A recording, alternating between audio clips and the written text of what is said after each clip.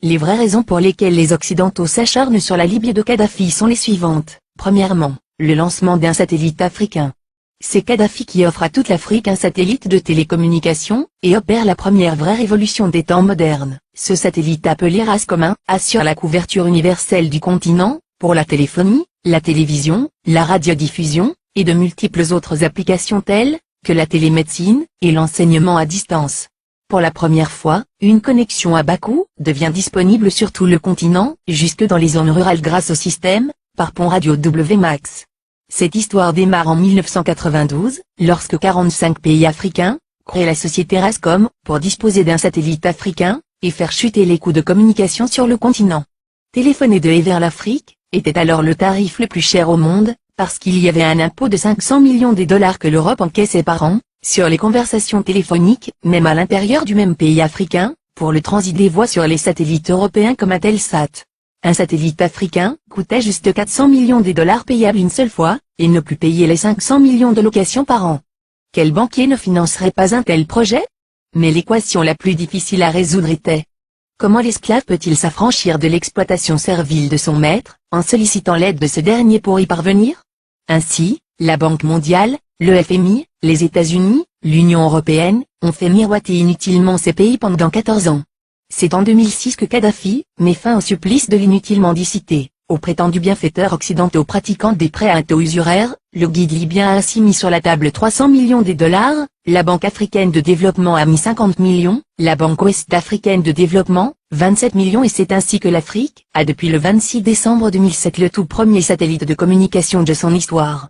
Dans la foulée, la Chine et la Russie s'y sont mises, cette fois en cédant leur technologie, et ont permis le lancement de nouveaux satellites sud-africains, nigérians, angolais, algériens, et même un deuxième satellite africain, est lancé en juillet 2010.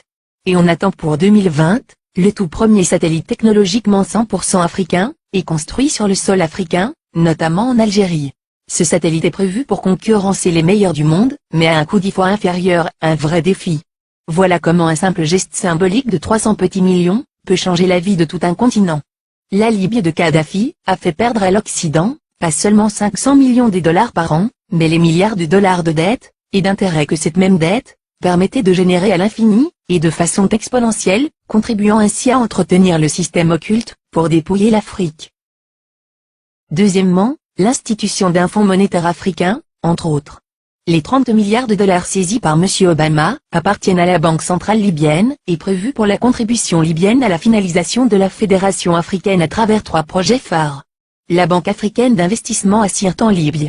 La création dès ce 2011 du Fonds monétaire africain, avec un capital de 42 milliards de dollars, avec Yaoundé pour siège. La Banque centrale africaine, avec le siège à Abuja au Nigeria, dont la première émission de la monnaie africaine, signera à la fin du franc CFA grâce auquel Paris a la main mise sur certains pays africains depuis 50 ans. On comprend dès lors et encore une fois la rage de Paris contre Kadhafi. Le Fonds monétaire africain doit remplacer en tout, et pour toutes les activités, sur le sol africain du Fonds monétaire international, qui avec seulement 25 milliards de dollars de capital, a pu mettre à genoux tout un continent, avec des privatisations discutables, comme le fait d'obliger les pays africains à passer d'un monopole public vers un monopole privé. Ce sont les mêmes pays occidentaux qui ont frappé à la porte, pour être eux aussi membres du Fonds monétaire africain, et c'est à l'unanimité que le 16 au 17 décembre 2010 à Yaoundé les Africains ont repoussé cette convoitise, instituant que seuls les pays africains seront membres du Fonds monétaire africain. Il est donc évident qu'après la Libye la coalition occidentale déclarera sa prochaine guerre à l'Algérie, car, en plus de ressources énergétiques énormes, ce pays dispose d'une réserve monétaire de 150 milliards d'euros. Ce qui devient la convoitise de tous les pays qui bombardent la Libye et qui ont tous quelque chose en commun, ils sont tous financièrement en quasi-faillite. Les États-Unis à eux seuls ont 14 000 milliards de dollars de dettes, la France, la Grande-Bretagne et l'Italie ont chacun environ 2 000 milliards de dettes publiques alors que les 46 pays d'Afrique noire ont au total moins de 400 milliards de dollars de dettes publiques.